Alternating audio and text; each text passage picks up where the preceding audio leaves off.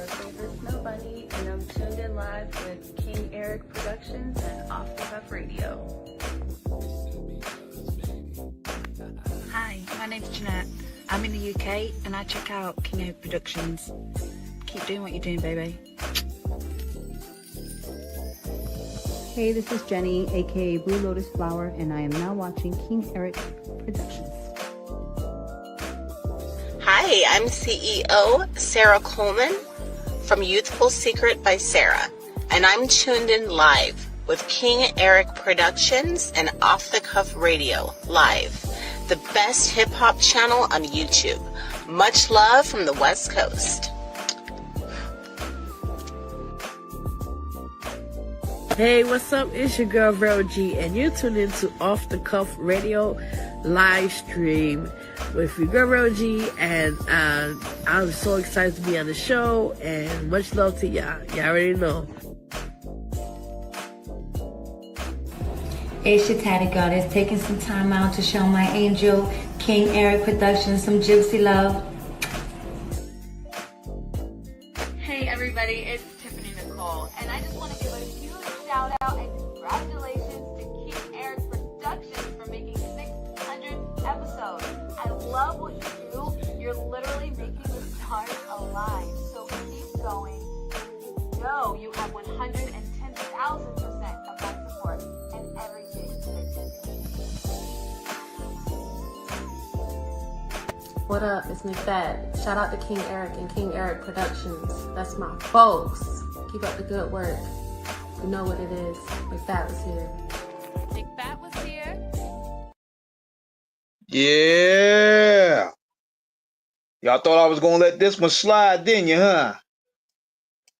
What's the deal? Spirit Wonder, yes indeed. We back live and direct, man. King Eric Productions, Off the Cuff Radio, Screwball Radio. We in the building right now, man. Tune into this live right now because there's a lot of buffoonery going on in this industry, and I couldn't just be quiet about it. I couldn't just be quiet. I couldn't just sit back and watch this disgusting display of these guys that we call hip-hop kings do all these type of nonsense. What up, Eric? Are we going at Kanye neck or what? Bro, the clip is already in the chamber, bro. I'm just shining that thing real nice. I'm on my Rambo shtick, man. And on top of that, what made me want to do this one, though, we going to line him up and we going to line up Drake, a.k.a. the Karen MC. Now, the reason why I did this one is because he's supposed to want some key ruling in the UMG lawsuit, and now he's demanding to see the contracts of Kendrick Lamar, the contractual agreements that him and Kendrick Lamar had. When is this bitch shit hip-hop, bro? So this is what we doing. Then I'm seeing academics and all them popping champagne. Y'all some whole ass niggas. Y'all sitting there celebrating a contractual victory. Where's the music? Where's the music? It's going on a year now. We still debating about Kendrick Lamar and Drake. This shit been over since last year. And y'all don't understand how to take an L. Everybody keep on saying, oh, Champagne Poppy. We call him Champagne Sloppy. Champagne Sloppy, he ain't bothered. He keep making hits. Well, why is he out here making lawsuits then? Nobody talking about this battle. Far as I'm concerned, we stopped talking about this after the Super Bowl. Too much going on in the world. But yet he brings it back up. Like, dude, you can't focus on your music, man. That Nokia bullshit, that little sassy nigga shit. Come on, man. Y'all bumping that? Y'all niggas is bumping that? Y'all bumping Nokia? Did you hear the academics talking about Kendrick killed hip-hop? His version of hip-hop he killed. That bitch shit.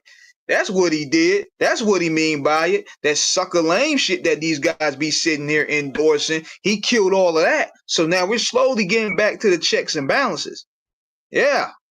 You see, the universe always takes its time to shift back to the real ones in a way. This thing revolves around the 360. So therefore, all that sucker shit y'all glorifying and eating off of and all this debauchery, buffoonery, it's about to be over for that. And he knows it. And I'm going to get on Ye in a little bit. But this right here This ain't gonna bring him no W. And I don't understand how the culture just sits back and just champion this shit. Y'all champion two niggas that are basically two of the same. They're basically beta males at heart trying to play alpha. Y'all really cowardly lions trying to be 10 men out this motherfucker. And y'all ain't got an ounce of tough in you. The industry made y'all feel tough. Your resources made you feel tough. You're both musically cold out there. Both of y'all niggas is cold music. Both Ye and Drake. Nobody bumping that Drake shit. Yeah, just because some musty thought go ahead and shake her ass to it don't mean the music is moving. Kendrick got 5 hits on the Billboard already. He kicking your ass on the billboards. He kicking your ass on the mic. He's kicking your ass on the charts. And there ain't nothing you can do about it because he excelled at a game plan. He had the game plan, game, set, match, and you don't know how to respond to it. So now you become the Karen MC. You about to just start suing all of a sudden. And all you goofy niggas is just getting in line with it. We know who you are. We know exactly who you are. If anything, imagine Biggie out there suing Pop for Hit 'Em Up. Imagine Jay-Z going to court to sue Nas. Imagine what's another one? Imagine Kumo D suing LL. Imagine Cannabis suing LL. Like, come on. We defending lawsuits in hip hop now? We defending that shit? Like, come on. This is what we're doing. Y'all that desperate to cling on to these cornballs that y'all are willing to let them keep on breaking all the fabrication and rule setting that y'all supposed to have made. These niggas done broke every single law, and yet y'all still trying to keep them hot, thinking they gonna get you something out of it. Drake and Ye ain't hot no more. Drake and Ye ain't hot no more. Them stimulus packages are done, man. Them niggas is jumper cable status, man. They need a boost at this point. Especially Ye.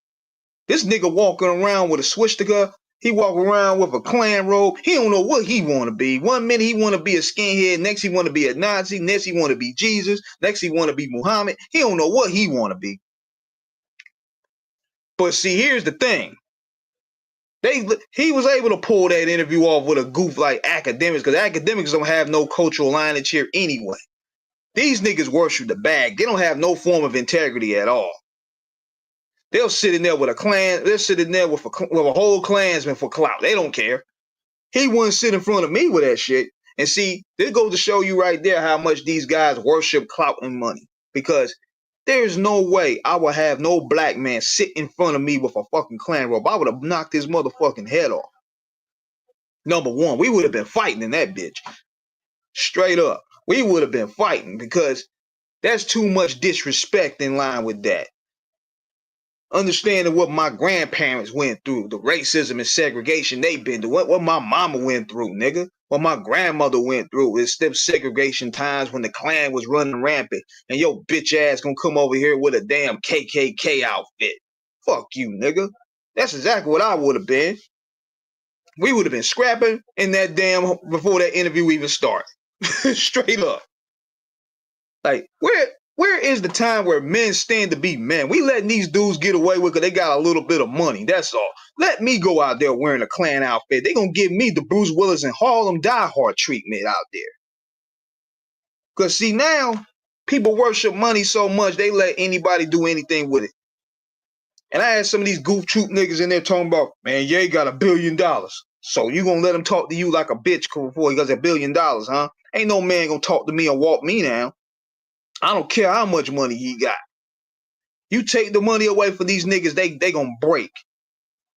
You take the money away, that's what their infinity stone is the bag. You take that away, these niggas is soft. They can't last a week. Kanye gonna get the game treatment when he dissed Dr. Dre. Yeah, Ye done. He ain't got no juice no more. He can't break no artist. And big shout out hold up. Academics said some rappers that told him that Kendrick killed hip hop, and I know he feels the same way. I know what rappers told him to say that. I know which one to say. Nah, man, he killed what Kendrick did. He killed the bitch ass way of how the game is. Cause when Drake was winning, nobody was saying this shit. The battle didn't turn out the way they wanted it. So now all of a sudden he killed hip hop. All of a sudden there's this big diabolical plan to keep Drake away. I'm like, shut y'all dumb asses up. The nigga got his ass handed to him on a battle. And his ego can't take it. Shut the fuck up, bros. Like, I'm not talking about y'all, but these niggas come with a conspiracy every single day. Y'all sound like MAGA out this bitch.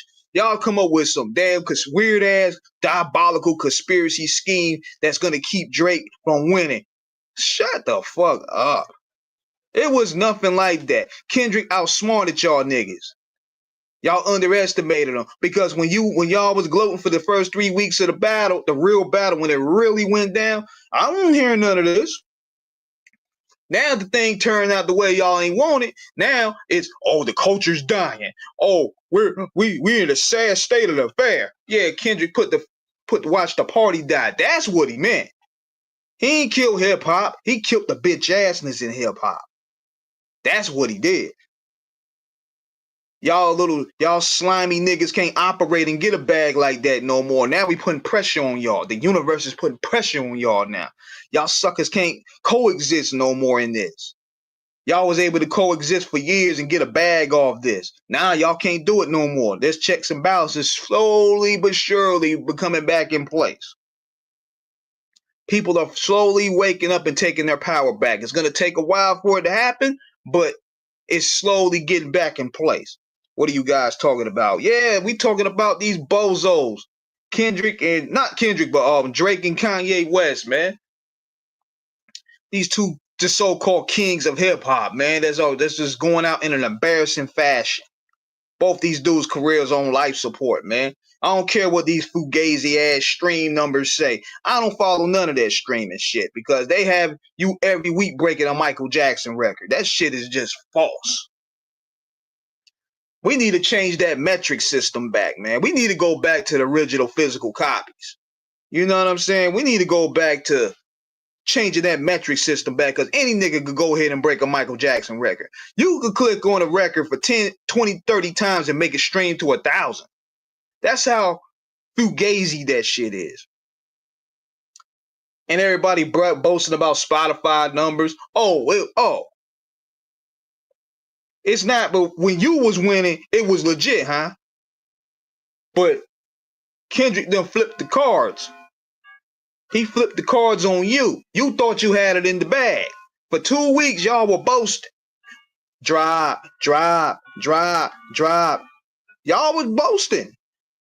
Academics was talking shit. Drop. Why you ain't drop? Kendrick, you need to hurry up and drop. Fat ass nigga was sounding like the Ultimate Warrior on the verge of having a stroke. Kendrick, you need to drop. Every single day, we was sitting there watching. I'm like, all right, you wait till that nigga drop. Because some people that I know within that circle, I'm not going to name no names, they told me when Kendrick dropped, this nigga going to fuck the game up. And look what happened. Look what happened. You see versus how it started, look how it ended. So now, what's going on with Ye? He trying to insert his desperate, thirsty ass into the conversation, but nobody talking about it. You're not relevant anymore. You ain't out rapping these niggas out here. You ain't got no ghostwriter out here. You ain't got a good ghostwriter to even give you some good bars. You ain't got, and on top of that, you was talking all this bullshit on some of the interview talking about I'm the flyest dude. Nigga, nobody want to dress like you. Who? Nigga, back in the day, look, when we was coming up listening to hip hop, we all want to dress like Ra. We want to dress like Kane. We want to be like LL. We want to be like Pop. We want to be like who else? That was fly. Ghostface, Ray, Slick, Rick. We ain't never thought about you. We never thought about some of that segregation where you was selling, nigga. We won't ever wearing that.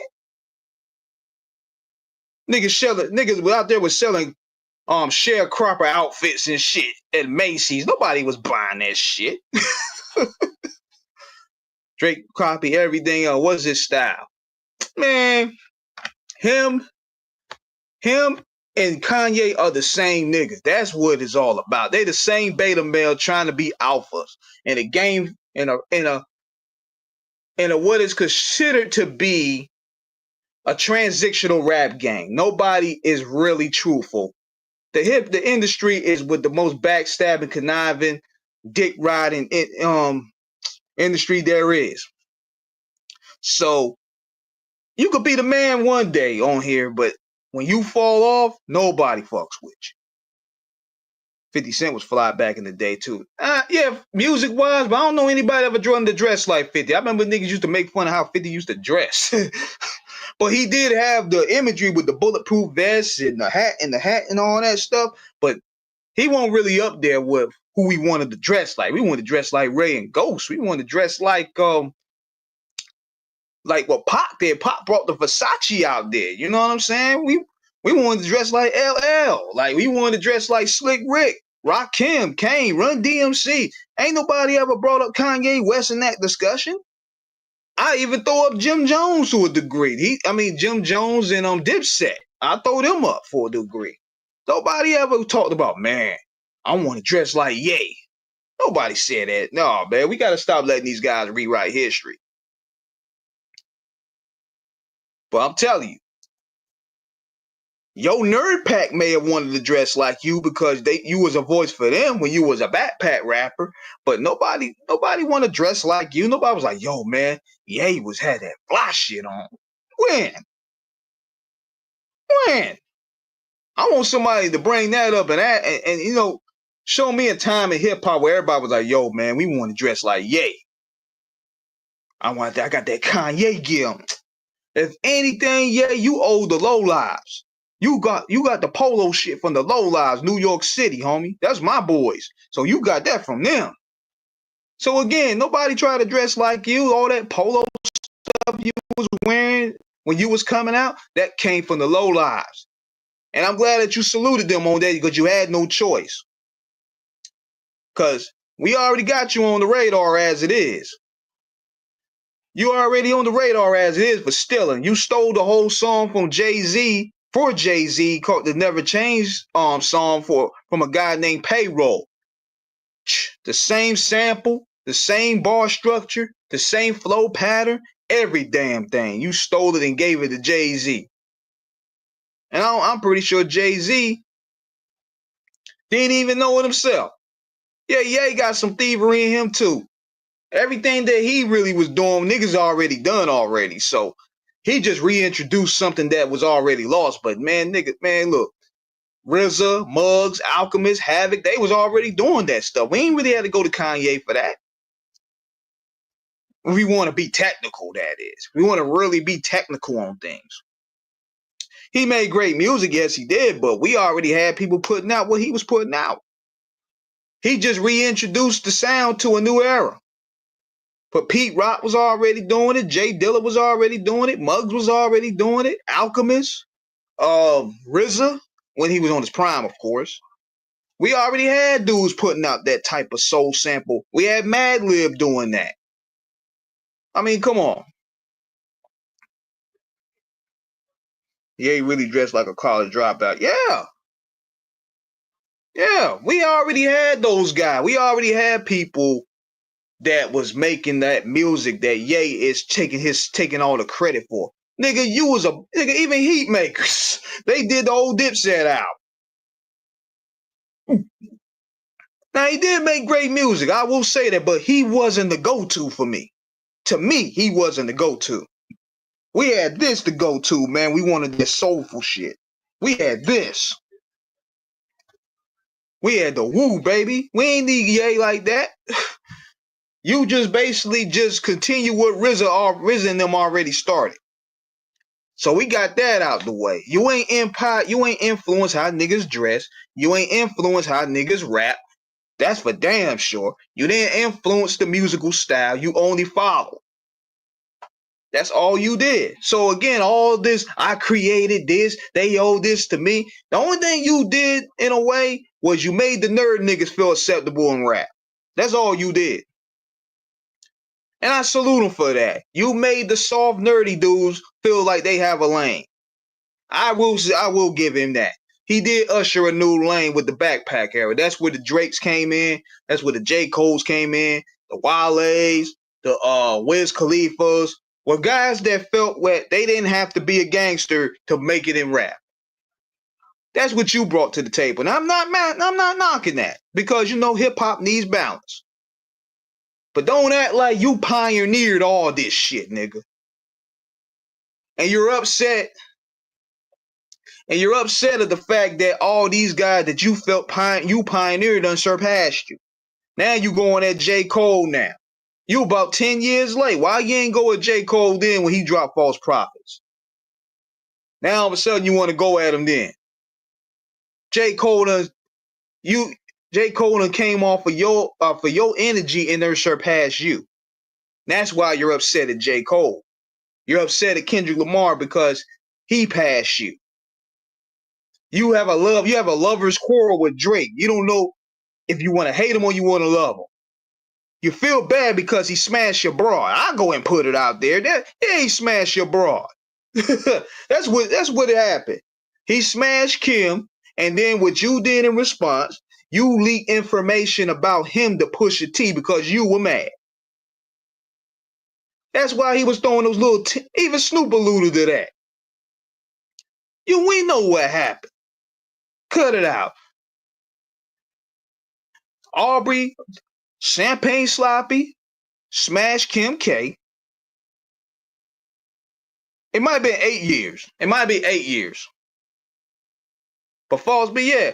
But Champagne Sloppy smashed Kim K. Ye got in his feelings about it. So what he did was he leaked all the secrets about Drake as revenge to Pusha T. That's what happened. People need to stop acting dumb right now. But you have this lovers quarrel situation going on because Drake said that he was a big fan of you. And you know, y'all was like BFFs or whatever. You directed his first video. You directed Drake's first video and stuff. But these guys here, they're basically the same guy. They're both narcissistic. They both are bad when it comes to women. They both portrayed to be alphas when they're really betas at heart. The only reason why they feel like they really top dog status is because of their clout and status. The game is still out there making music. Man, the game is pretty much cold too, bro. Game is cold too, man. And the game can make great music. I like the project he did with what's his name? Big Hit. But he got too much shit with him, man. That's why it's hard for people to take him serious, man. When the game is serious, he can make some of the best music out there, man. He one of the best to do it. But that nigga is just, he in a different lane right now. He ain't focused no more. Whack 100 done messed this, done tainted his brand so bad, nobody wants to touch Game, bro. Nobody wants to touch and work with Game, man. And that's sad to see. Out of all the albums that came out around this time, but like 20 years ago, nobody really talked about the documentary. He can't even do a tour or a festivity on the documentary. Like 50 Cent, he did a whole tour on Get Rich or Die Trying and The Massacre and all his old material. But see, Game, he can't do it. Because Game needed all the niggas that he worked with ain't fucking with him no more. Because Whack 100 done scared them all. And nobody wants to deal with it. So if he was to do if he was going to do a tour right now showing homage to the documentary, he can't do it. No 50, no Yayo, no Eminem, no Dre, no Timbo, no Havoc, because Whack done diss Prodigy. No, who else was on that shit? Who else was on the documentary? Only one he could get is Kanye. He could get Kanye, That's the only one he could probably get. He may be lucky he could get Busta Rhymes. But the rest of them niggas ain't gonna do no work with him. That's the way it go. Be careful with the bridges you burn in this game, man, because it could be detrimental for your career. Yeah, Gang can rap his ass off, man. When Gang get the right production, man, he's a monster. I love Gang's music. I bought the damn documentary too. Ironically enough, that turns 10. He can't tour off that shit because all the niggas that he don't work with him got dissed by Whack. Another thing that made me smile today too was seeing what Adam 22, even though you could take it for a grain of salt, he talking about No Jumper is going broke. And I said, yeah, right. Yeah, right. He trying to clean his hands up. Nah, we ain't buying that. Everything with Adam 22 and Whack 100 are plays. I don't pay attention to nothing they do. I don't believe nothing they do. I love that song too, but that was 19 years ago. He can't drop anything people would gravitate to now. It's sad, bro. It's really sad because his antics done made people not care about him no more, man. Kendrick Lamar done surpassed him. J-Rock done surpassed him. YG done surpassed him. He don't even have a mural in LA. But see, that's what happens when the wrong management fucked your career up, man. The Nipsey thing was the icing on the cake. The Gang could work with Nicki, Busta Rhymes, Lil Kim, and Lil Wayne. Yeah, man, but Lil Wayne barely hanging on. You see, he barely hanging on by a dread, no pun intended. He out there trying to get little tour money with Cash Money. Lil Kim, she ain't been relevant forever, no disrespect. She doing the nostalgia bag. He can work with Nicki still. Busta, yeah, but it ain't gonna move like that. It ain't gonna move like that, G. He don't, I'm like, he gonna sit there talking about he working on the documentary 3, but who gonna work with you now? Your manager done burnt every bridge known to man. all in return just to make himself popular. Because if anything, I see Whack more in the news than Game. That's all this shit was all about. It was just about him making his own self popular. Building his own brand. Lil Wayne hates Birdman, still hop on the stage. Yeah. That's the way it gotta be though, man, because without Birdman, there is no Lil Wayne. That's the bad thing about relationships like that. Is you have to, at the end of the day, you feel obligated to be next to this person, right or wrong, because Birdman made these niggas.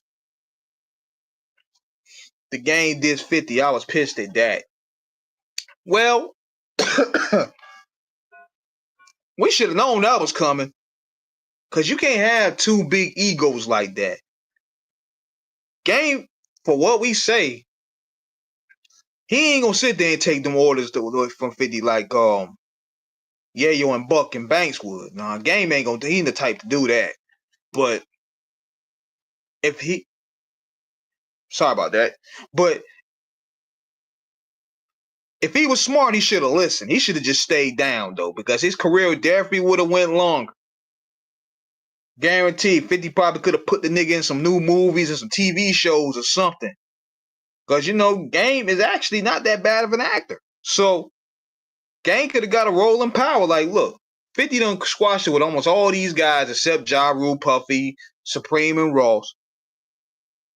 I guess when 50's mind, he can't really trust Game. And I mean, I don't blame him because the nigga is kind of crazy. Like, he's kind of bipolar. Like, one minute, he'll tell you he loves you, G-Unit, we gonna do a reunion now, but the next he tell you, fuck you, eat a dick. Nah, you don't really want to work with people like that. We don't want to work with people like that, though. I don't blame 50 for that. But going back to the topic at hand, it's time to get these niggas out the pasture, man. Kanye and Drake, it's time to get them niggas out the game, man. It's like they're not doing anything progressive. They're pissing on the foundation and the blueprints that's been laid down. Like I said earlier, if you came on my show with a Klan outfit, I'm going to tell them, look, you got to take that off, bro.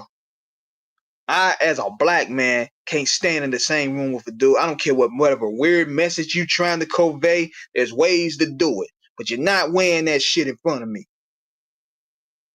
Now he might be gonna be like, "Well, I ain't gonna do the interview." I'm like, "Fuck your interview, then, man." Somebody gotta be like, "Yo, y'all gotta stand on some type of principle, man. Y'all let these nerds at heart run all over y'all because they got a little money. We don't need you." That's my philosophy on how we made it to almost 700 to 800 episodes and interviews.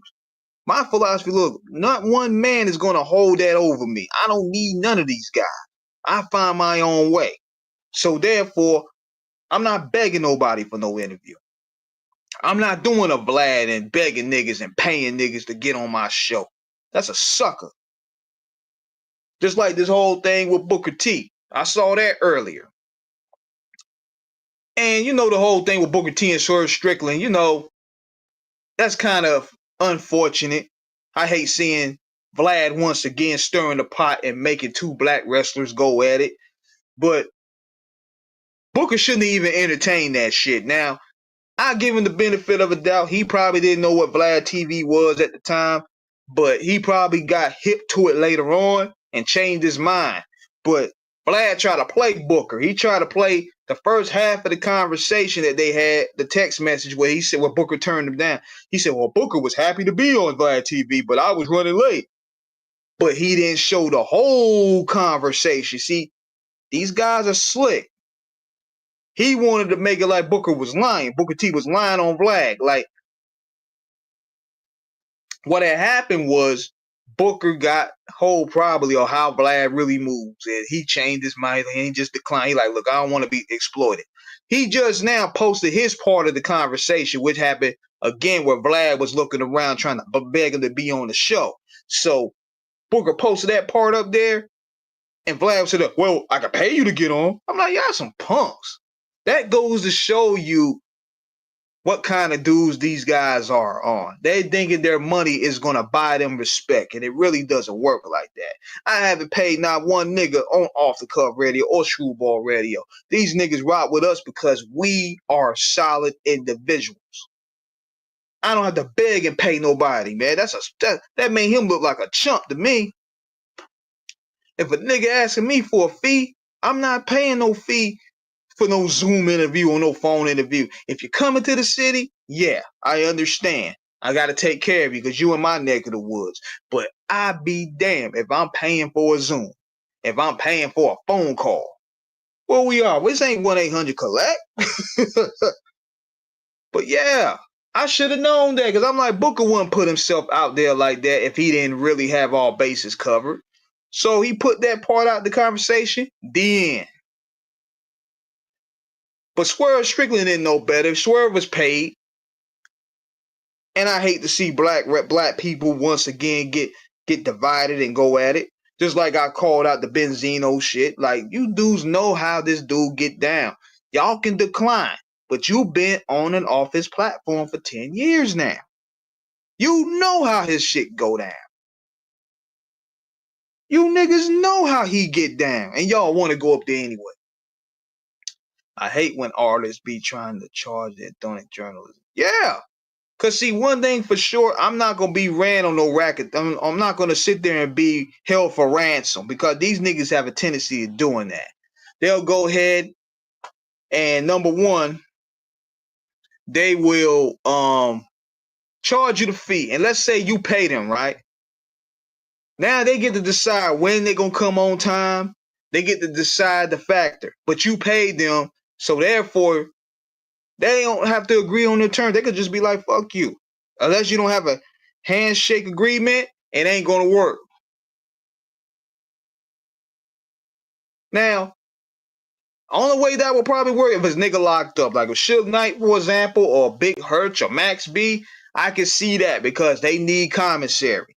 But I be damned if I'm paying a nigga to talk to me. I'm not doing that weak shit, bro. I had people charge me and give me a fee. I said, look, I'm good. Keep it moving. We'll find somebody else. Ain't no big deal. We'll find somebody dope. Damn, they be trying to control the interview. And on top of that, not even only control the interview, but they'll also want to dictate the interview. Like, all things gotta, if I'm paying you, all things gotta be on the table. Ain't nothing gonna be, no stone gonna be unturned. Everything gotta be on the table for me to talk. And on top of that, I have to have the right to pay to post what I gotta post. Yeah, these niggas be doing that. They treat it like they treat interviews like guest features now. That's what the game is all about now. And see, these weak niggas, they fucked the game up, man. They really did. They all pay. A lot of them dudes is paying. That's how they could get their lick back, because they can't really get no respect. What respectable dude gonna sit in front of Vlad or Adam? There's a bag involved. Cause they know these dudes, only thing these guys see is the numbers. Who gonna sit with a dork like academics? Academics, you know he gotta pay. Ain't nobody gonna sit in front of academics for no 3 hours. You know what I'm saying? Only thing they gotta cut off their ad money. That's what it is. They gotta pay off their ad money. That the YouTube monetization kick off. But other than that, nobody would do it. And they know that. Damn, allergies kicking my ass. Yeah, paying a famous man, paying any of these niggas is whack, man. Like, if I'm gonna pay a nigga, you gotta get me outside. You gotta get me on TMZ. You gotta get me in the news, man. You gotta get me to the next level. You gotta get me life-changing content, dog. Just like with Art of Dialogue, he playing it smart with the Suge Knight thing. Yeah. Oh yeah, Kanye charged Ack a wild fee. But then again, I don't know about that, because Ye is a billionaire. He don't need the money right there. A lot of these niggas need the money. A lot of these niggas trying to charge these interviews just to get pocket change for some smoke. They need the money. Exactly. I'm not driving from LA to the outskirts to talk to no bozo. Shit. Like, come on, man.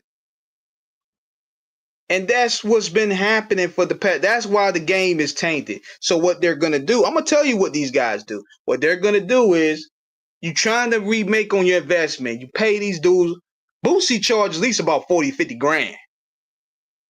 But at the same time, Boosie going to get you in the papers with the wild stuff he going to say. Because Boosie, he's going to, no stone, you can ask him anything. So anything he say is going to go viral. That's just the way he is. So I kind of get it, but I wouldn't do it. I wouldn't pay him. I don't need that type of attention. But yeah, these guys they gotta pay to get out. Because those were the guys that were excluded from the hip hop circles back then. They wanted to fit in with the cool kids, but they could never get in. All these niggas, I'm gonna name them, like Vlad, Adam, Ack, Diddy. Look on their background. Drake, Ye, all these guys. They were prep boys, they were cornballs growing up. So they get into hip hop, and now they all of a sudden they think they're walking messiahs out there. You can't tell them nothing. The money made them think like that. Too many arrogant and cocky rappers nowadays. That's a fact. That's a fact. Especially when these dudes be trying to hit me with a fee, and I'm like, yo, you see the dudes that fuck with us, man? Some of them I don't even have to get an interview with them. I don't even care. I'm just friends with them. You're right. Big facts, my brother. These guys have to pay to get out. I don't. They are calling facts. Even some of the underground. Yeah, man. They the worst. They are the worst, man, because they be assholes, man. I also remember a time where, these niggas be down, but also these niggas be down on their luck.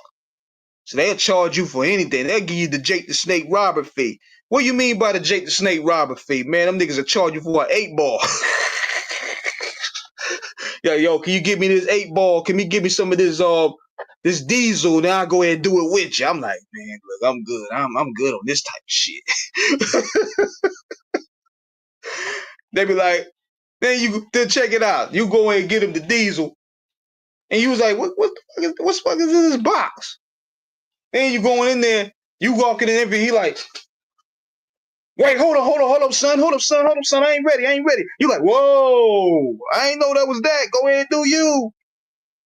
He was rapping that, he be rapping that shit around. You like, what? I ain't know it was that. I thought you want me to get you a Christmas gift. He was like, yo, man, I told you, man, just give me the box. I said, okay, no problem. Yeah, man, they hit you with the Jake the Snake Roberts figure. I mean, what did you mean by that? Jake the Snake Roberts, if you look at the movie Beyond the Mat, he told an interview, yo, I'm not doing the interview unless you come back with some crack, nigga. I'm not, or some heroin or some crack. One of the two.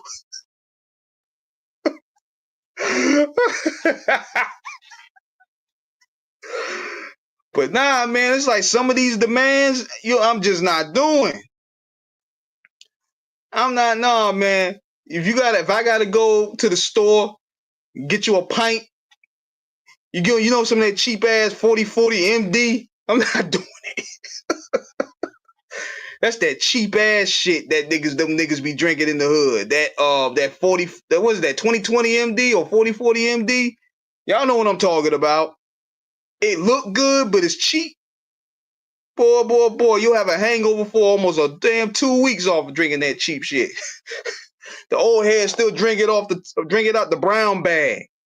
That brown bag liquor. That's what them niggas be wanting me to bring them. They want me to bring them that brown bag liquor. So then we could get this interview going. They be sitting there looking like this. Yeah, we could get the interview going, son. Yeah. Hold on, man. Let me get this thing going, man. Cause we gotta talk this shit. You know what I'm saying? Then they be looking bent as hell when it comes to them doing the drop. Yo, check this, man. Like, yeah, man, this is your man, Dog Snipe, Solid Snake with the metal full feces. I'm outside with my man King Eric Productions, and we are now tuned in at Off the Cuff Radio. Heard? Them niggas be looking crazy, boy. Niggas be giving you that's what I call is the brown bag drop. You know what I'm saying? It's that brown bag drop. They be like, yeah. Cause see, they don't drink that stuff that's gonna get them hype. Like, let me tell y'all this. I want y'all to watch this interview too. When niggas get drunk and high and get wild, it could be a wild scene. Watch this interview. Watch the interview that Tupac did with Richie Rich and this other dude. That was the 1993 interview where Pop was just wild. And they would ask me, yo, King, how would you fit in with that interview? I'm like, look, you gotta ask some real shit when it comes to those guys, man. Because the nigga came in the room timid. You know what I'm saying? He came in the room looking timid. Pop Energy had that nigga already just timid. So he came through asking the basic question, and Pop just turned the nigga into content. He smelled it in him. He knew he couldn't handle the energy. So he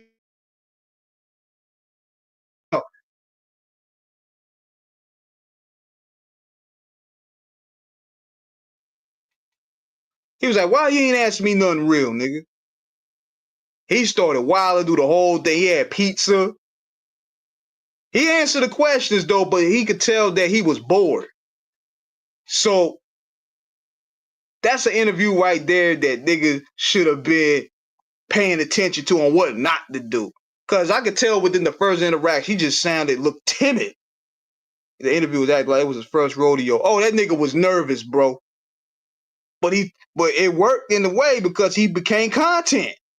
He couldn't get, and then when Pop told him, nah, man, you had your turn, nigga. I'm asking the question. I said, damn, dog. But He should have went ahead. If you controlling the interview, you gotta let him know, like, look, man, we running the operation here, man. Look, you ain't gonna be disrespecting the host. And they'll respect it. Or we gonna have to fight. Or we just gonna have to fight.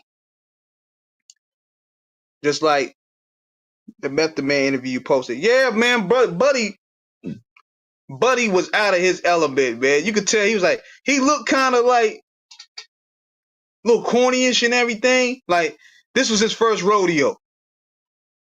And he was just reading stuff from a paper. Like, he just basically you could tell he just did a Wikipedia about that. He ain't really know nothing about Method Man. And he should have just not said Method Man was bitter. You don't say sly comments in front of the interviewer. Like, what the fuck, man? Well, but Meth killed that nigga's spirit when he told him, yo, you don't need to be in front of the camera. You need to be behind the camera. Put a pretty girl up there or something. I said, God dang. That would have broke my heart right there. I wouldn't even posted that. Eating a pizza and rolling a blunt. Pop was untaped. Yeah, man, Pop was drunk and high. It made great content, but it was at his expense. That nigga was the content. Richie Rich, he was hoping Richie Rich was going to intervene. Richie Rich just let the nigga sink. I gotta ask Richie, if I get Richie again, man, I'm gonna try to get him again soon. I'm gonna ask him about that interview this time. Cause the first two interviews we did with him, I ain't ask him hardly nothing about Tupac because every nigga ask him about Tupac. Every nigga that does interviews with Richie Rich always ask him about Pac. I ain't have to ask him about Pac because he had too much of a rich history. But yeah, Method Man 421 album was underrated. It was a dope album. Very dope album. I love that song he did with Lauryn Hill because he was shitting on the industry on that one. I love that one. Or she say Miss Hill, whatever the fuck she calling herself these days. But yeah, man. When guests get erratic and stuff, just be calm.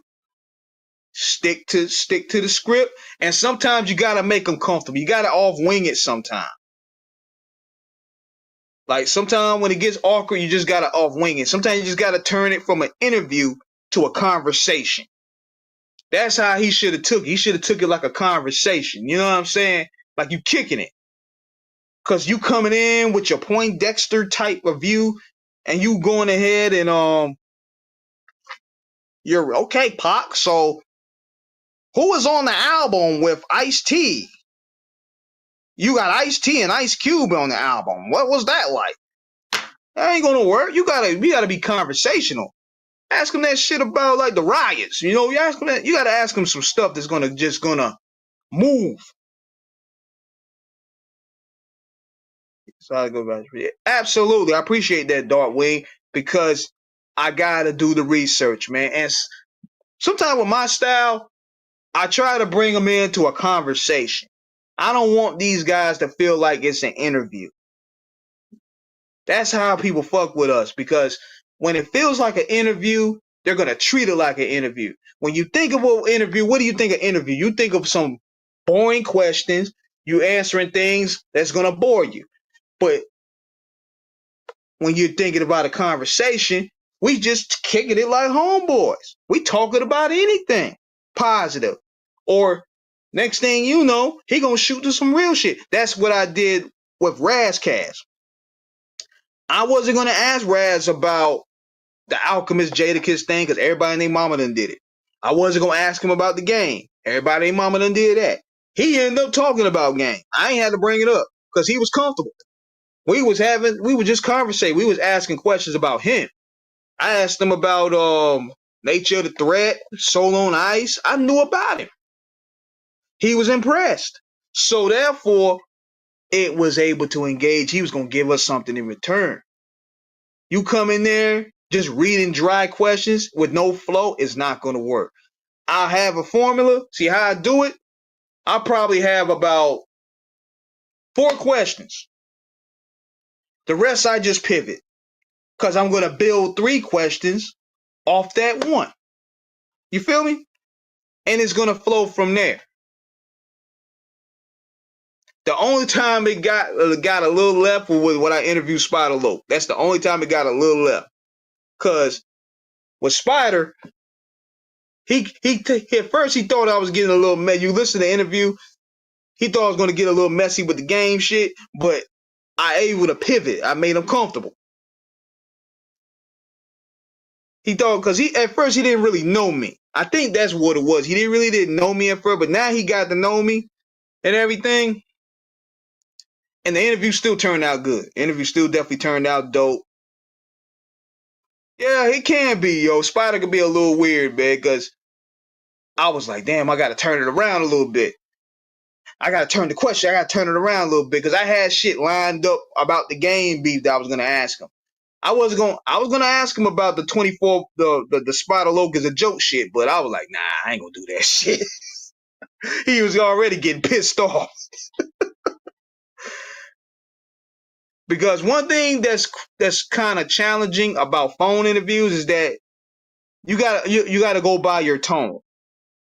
You gotta go by your tone and the level of questioning. You can't really see the reaction. Now, if I would have saw his reaction and how it made him feel, I wouldn't have went there in the first place. But with the phone, is a little challenging. It's easier, but it's challenging. But if you could master the phone interviews, then everything else is easy. You could master the in your face. Yeah, Spider's a little weird. Ask real questions, not questions that aren't repeating. Absolutely. Absolutely. Okay. Do you think Game made good albums after the documentary? Absolutely. I'm not going to take that away from him because I liked, hell, Game made a lot of good albums, man. I'm not going to take that away from him, ever.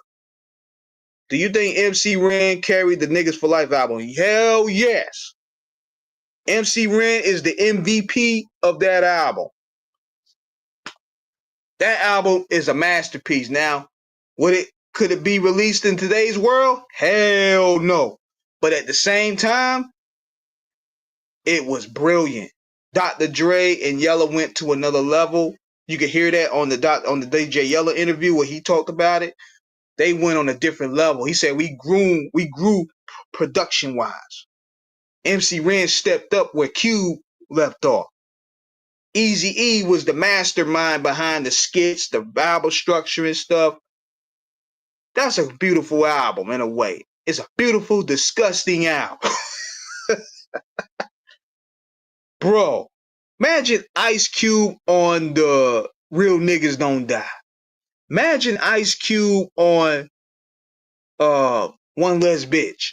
Oh my God. Yo, Cube would have been a man. Come on. Imagine Cube on what's the name of that? The intro. Shit. Man. We left with a bunch of what ifs with that, boy. Cause man, niggas slip on Ren, man. I hit Ren up last year for an interview. He was like, man, his manager was like, good luck. That nigga don't do interviews at all. Cause he showed me love because I promoted his EP. But you know, I think since Ren been in the public eye since '88, I kind of understand it. He don't want to be in the public eye like that. He feel a sort of way about the NWA movie. That's the last interview he really did. But I'll give MC Ren a bomb ass interview, you know? Oh shit. Cube on Appetite of Destruction, Prime Cube. Good gracious, man. The Game didn't sell as much as his first album. He only sold 500K. Well, let me tell you this, bro. 500K around that time was good. But like you said, from 5 million to 500K, that's a big ass drop. But see, that's what happened when you don't have the Interscope machine behind you like that. See, what happened was when they booted Game off Interscope, which was they put him on the Geffen. Geffen was still Interscope, but he didn't have access to the big dogs like that. And if you notice, listening to that album, you could tell that's what Dr. Dre was producing. From the beat selection to the way he was rapping, That was basically Dr. Dre ghost vocals right there. That's how he wanted to perceive it. But since Dre chose 50, protecting the bag, Game had to pretty much basically do it like how Dre would do it. And if you listen to whatchamacall, Let's Ride, you could tell he wanted 50 on that hook. He had Scott Storch redo the Dre part, so to speak. See, if niggas understand music, they'll understand that. You know what I mean? I was born in 04. Salute youngin. Salute youngin. That's what I'm talking about, man. See, we don't run away from the youngins. We love the youngins. No Kales. We love the youngins. You know what I'm saying? Because that gives us the opportunity with our platforms to educate them and put them onto the game. You know what I'm saying? That's the beautiful thing about being a pioneer in a way. Nocturnal said Game was dropped twice. Yep. Yep, that's fact. Game was flowing with Doctor. Yep. Cause listen to that Doctor's Advocate album. The Doctor's Advocate album, you could tell Game was flowing with Dr. Dre's style. Yeah, he wanted Dre on there to rap that. Then he wanted 50 on the hook. Then he probably was going to end it with a verse. But see, he had to reduplicate all of what Dre was supposed to do on that album. And he did good. He did good with it. I got to give him his props. I'm not the type of dude that's not going to sit there and just discredit people from their personal life for their music. Like with Jim Jones, Jim Jones is killing it right now. That shit is shocking to me. Like, seriously, like, hold up. Jim Jones? The nigga that was full. Hold up. That's like you looking at the, that's like, hold on. I'm gonna make y'all laugh at this one. That's like y'all looking at the Bulls, right? And y'all see Ron Harper out there making noise. You like, hold up, what? Ron Harper and Randy Brown putting up numbers? What the fuck? Like, you know, Jim was sitting on there with Scotty and Michael was tearing shit up. When Scotty, Michael, and Dennis was tearing it up. He was like Ron Harper, Randy Brown status. I hate that. But see now, Jim out here moving though. I mean, come on. He putting out better music than these niggas right there. I can't front. That Fashion Killer joint moved me right there. I was like, whoa. Even though he copied from Hush Kingpin, West Side Gun, and Rock Marcy, I gotta give Jim his props, man. I fuck with that shit. That Jim got some dope ass visuals. He putting in some work. I hate it when people bring up gang clout chase too much, but gang facts, man. Yo, man, yay, man, come on, man. Talk to me. That's what this video all about. Really, I've been calling out Ye for years, but everybody was giving him a pass and all that. I'm like, man, this nigga ain't been hot for how long? Y'all hanging on to the old Ye. The old Ye coming back. No, he ain't.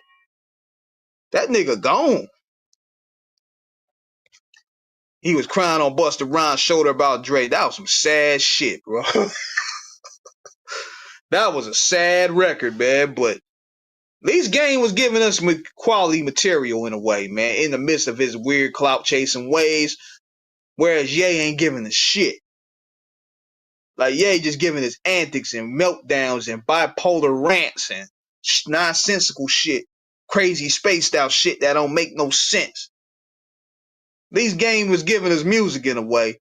I can separate the man from the music for certain things, that is. For certain things, that is. And like I said, man. Yeah, man, Jim Jones was the damn fifth string on the bench. Now he moving like the starter.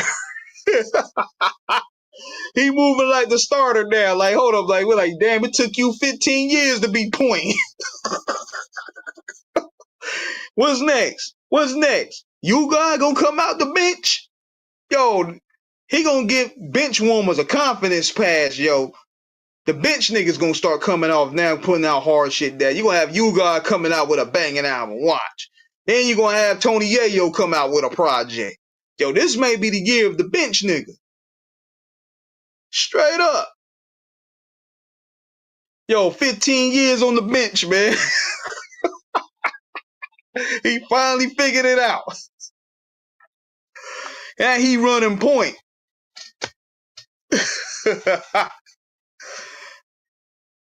Like, come on, man.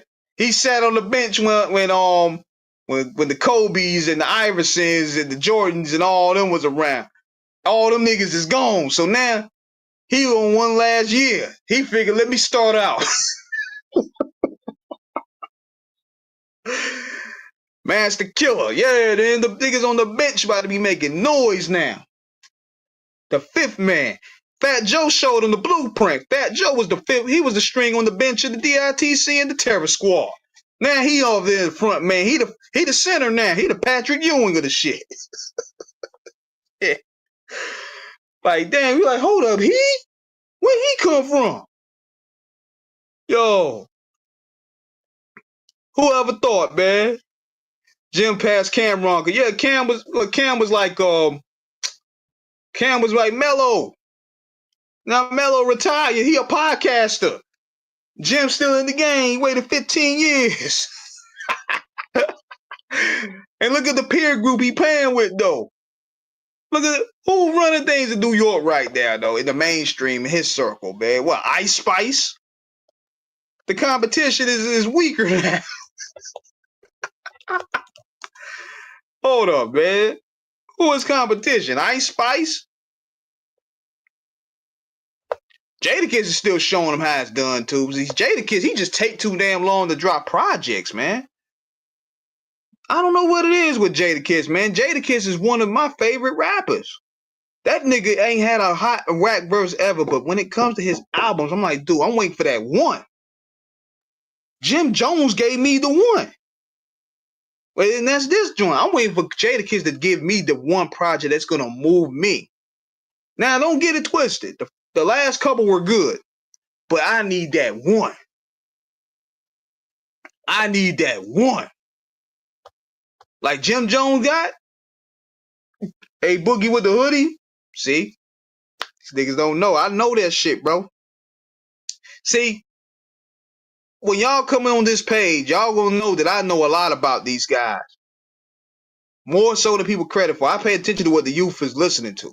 You got to when you're a content creator. You got to be able to observe what the youngest is listening to, because you guys still move the culture. Y'all move it forward. Y'all make what's making hot. Y'all telling me what's up now in a way. Oh, Sheik. Oh, I forgot about Sheik. Yeah, Sheik gonna be moving in the bench too. Watch. Sheik out there moving. Tell y'all, 2025 gonna be the year of the bench warmer. Jim Jones done showed y'all the way. Dead ass. Jim Jones done showed y'all the way, man. Who else was riding the bench, man? Who's another bench player in rap? Hold up. Y'all gonna fuck around. Y'all gonna make Lil Caesar from Junior Mafia pull up. Don't make Lil C. Lil C's might got something left. That nigga gonna put on that Biggie piece. He gonna get in the booth and fuck y'all up, man. Lil C from Junior Mafia might pull up now. Don't. Jim Jones done started something. I'm telling you. The bench warmer. They gonna start it. They gonna start this whole thing off, man. Lil C's gonna drop a new album on y'all. He gonna fuck the game up. Hold on. Who's another one? Oh yeah, Turk. Yo, Turk. Yeah. Now Turk still relevant though. Turk is still, he on tour with the Hot Boys. He relevant. We talk about a nigga we ain't heard in a long time. Hold on, I need to think of another one. Hold on. We might be bringing your man on Murphy Lee. He might for the St. Lunatics. We might have to bring him back outside. Like where he at? Where he at? Murphy Lee. What about your man? Hold on. We going there. We going there. Jadakiss first album or Fabulous? You talking about Fabulous first album? The one with the Nate Dogg joint? Cause I remember Jadakiss album and Fab album dropping that same. Oh yeah, Bleak one hit away, nigga. Bleak one hit, bruh. Bleak shit is hot. Bleak got some new dope shit out there, man. I forgot about him. Bleak working like Jay-Z is gonna take away his nest egg. Bleak got the visuals. Don't play Bleak, man. Bleak been tired of y'all talking shit. He got that joint called Do Rag Bleak. He like, look, I ain't trying to hear that. Don't put me in with these niggas. I'm still cool. I'm still hot. Yeah, I liked Jadakiss' first album better. Hell yeah, PSC from T.I. I remember them dudes. That was yeah. Now I want to say Lloyd Banks is a bench woman though. Lloyd Banks actually put out a solo project when he was hot. Lloyd Banks still be putting out some dope projects. Like the joint he dropped last year was fire. Lloyd Banks he came to his own man now. So yeah, bro, Lloyd Banks is dropping some heat. Damn, Boys in the Hood.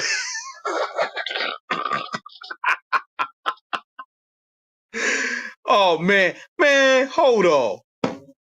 I'm glad you brought that up, SMH. I remember Turk was up there with big shout out to Beehive ATL. He was sitting there talking about, man, bruh, I want to see Boys in the Hood get back together, bruh. We need to come together and get that bag, bruh. I'm like, Turk, stop that shit, man. Nobody checking for no Boys in the Hood. Them niggas had about, 2 songs? One of them was with Jeezy. The other one, we ain't even know what it was, but we heard it for a few times on the radio. Nobody checking for no damn Boys in the Hood reunion. Let's just call it for what it is. Y'all gotta stop. Y'all interview niggas gotta stop that shit, bro. Y'all gotta stop that shit. Y'all gotta stop gassing everybody up. Not everybody need a reunion. Fuck out of here. Nobody need no reunion. Michelle Williams for Destiny Child. Good one. Bad Boy South. Yeah, Diddy dropped the ball with that one. He could have had something special with that. He had a few hits from there, like Young Jock and Young Jock and 8Ball. He fucked up 8Ball and MJG though. I don't know how he dropped the ball with that. But every nigga don't need a reunion, man. Like, look, we need to stop pushing that fake narrative right now. I don't want to see no Boys in the Hood reunion. How many people even know who these guys are? We know Zoe, Jody Breeze, but who the rest of them other niggas? I ain't saying that to be disrespectful. At least Zoe, we know what Zoe put out. The hood nigga joint. He could do something like that. Jody Breeze. But the rest of these, I don't know, man. Nah, man. Something we just gotta leave alone, bro. Because let me tell y'all this. There's some things that we just gotta leave at that era. Okay? We gotta stop gassing this shit up, man. Because the buyer public has changed, bro. I don't want to see those guys go out there and do a reunion and they get no soul. That's what's gonna happen. You seen how Marion was looking out there when nobody knew his music? And that's a Marion. So you want these niggas to come out there? No. There's some things we just gotta leave alone, man. Unless they come together and they put out dope quality music, I check it out. I support them. But if them niggas ain't put out nothing in 25 years, nobody checking for it. I'm not checking for no St. Lunatics reunion. Nobody. They sitting there asking Nelly that. I'm like, yo, the only one we knew was Murphy Lee. We knew who them other niggas were. Y'all gotta stop going for the. I'm not talking about y'all, but y'all gotta stop going for the lazy questioning right there. Yo, when y'all gonna get together? Man, them niggas ain't coming back together, man. That's done. The franchise boys making the tour. Who's coming to the show? Shit. I got. Now, if you want to do one on that era, that would definitely work. Like we could do. We got Young Berg. We could throw Young Berg in there. We could throw. Who else we could throw in there? We could throw T-Pain in there. We could throw Lil Wayne in there. We could throw. We'll throw Boys in the Hood in there. We'll throw who else? We'll throw Jaheim up in there. Maybe he could get off that crack, you know what I'm saying? We could throw '07. Okay. What's the name? We could D4L, we gotta throw them niggas up there. Hold on. What's that dude name? Flow Rider. We gotta throw him up there. Oh man, look, this gonna be a bomb tour. We gotta get all them up. We gotta throw Akon up there. Yeah. We gotta throw who else? Who else was popping in 2000? Plies. Before we bought the teeth. We gotta get the Plies that have the gold teeth. We gotta get Plies, the country talking Plies. Not this Kurt Franklin trying to be hard to be articulate on politics Plies. I want the busted baby Plies. Pause. I want that nigga back. Pause. We don't want this nigga back. I don't know who this nigga is talking. You know how Plies be. Yeah, man. I've said that once for Donald Trump. Yeah, man. Come on your ass. Woo. Woo. Yeah, man. They on your ass now, Musk. They on your ass now, Trump. Wait, I need that motherfucker now. Lil Wayne, T-Pain, Plies, and that motherfucker. SMH in this motherfucker. He put that goofy ass high helium cartoon voice on, and they ain't the Plies we know. We don't know who this nigga is today, man. This nigga put the Mickey Mouse voice on and just be talking crazy. Nah, man. And he be thinking he sounds smart on politics. That's the funny part about it. I'm like, man, stop it, man. Oh, we gotta add Mike Jones to the tour. Mike Jones. Mike Jones. We gotta add him on the tour. We gotta add who's another nigga? Hold up. There's another one I seen too. Hold on. I'm gonna look this up right quick.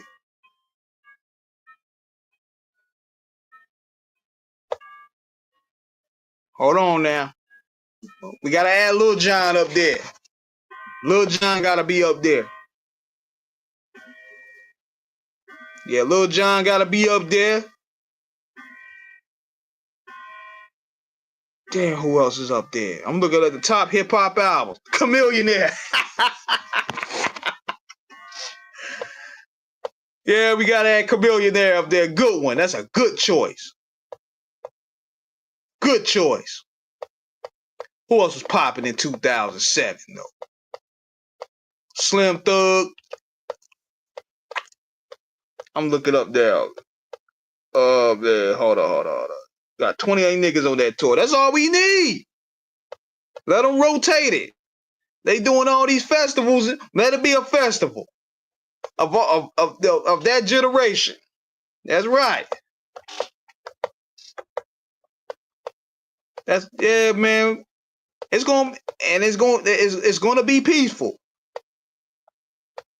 They ain't gonna have no choice but to be peaceful because they got to get that bag. Oh shit. One more. We gotta think of one more to add on here. Hold on 1 second. I'm trying to find who this nigga is. Who we can add one more. I'm gonna find him. Hold on 1 second. There's one more on my list. Nah, T.I. too much of a legend to be on that tour. This is for the guys that made music reflection of that era. T.I. got too many hits, bro. I'm not gonna throw Tip up there, man. Because Tip got too many hits to transition to generations. Now, Keith came out at 2012. He's later on. Lil Flip, yeah. Lil Flip. Yeah, that's the tour right there. Lil Flip. Yeah, man. Yes, sir. That's what I'm talking about. Now, we got a tour for that ass. I'll go to that shit. If J. Cole was smart, 3-6 Mafia. No. 3-6 Mafia came out in the 90s. The Yin Yang Twins. The Ghosts of Pimp C. Yes, sir.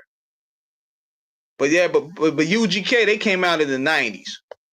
But Lil Flip had some shit, though. I like Lil Flip, man, even though T.I. did him dirty, man. The industry did Flip dirty. Now, if anything, let me tell you all this. If there wasn't a nigga that had a chance to sue or could have sued, it'd be Lil Flip. He have a reason to sue T.I. Damn it. T.I. killed this nigga career off a lie. Damn. But you ain't see Lil Flip out there trying to sue nobody. Lil Flip took it to the chin like a man. T.I. lied on that nigga, man, and ended his whole shit. He have a great reason to sue. He have a better understanding to sue. He didn't pick no fight with T.I. T.I. picked a fight with him. T.I. started that whole thing, bro. Y'all can look at the beef joint and everything. Exactly. You mean to tell me all the mixtapes, all the audio that came out of that era, we don't see none of that? That nigga lied, bro. Cause Ludacris put that pressure on that nigga. When that Stomp joint came out, he had T.I. on the ropes. So T.I. gonna get out of jail, he gonna bark at Lil Flip. And he knew Lil Flip wasn't the rapper of T.I. So he went after him. Made up a whole fabrication. Yeah, Flip has some dope music, man. That's a shame. So fuck a Drake, man. Lil Flip should be suing niggas, if anything. Shit. He should have put a case on Scarface. He should put a case on T.I. and Big Hump. Them niggas conspired to destroy his career off a lie. Fuck out of here, Drake. We ain't sitting there with your bitch ass excuse. You over there started the beef in the first place with Kendrick. And you want to sue. Nah, nigga. Lil Flip have more reason to sue than anybody. His career was ended off a lie.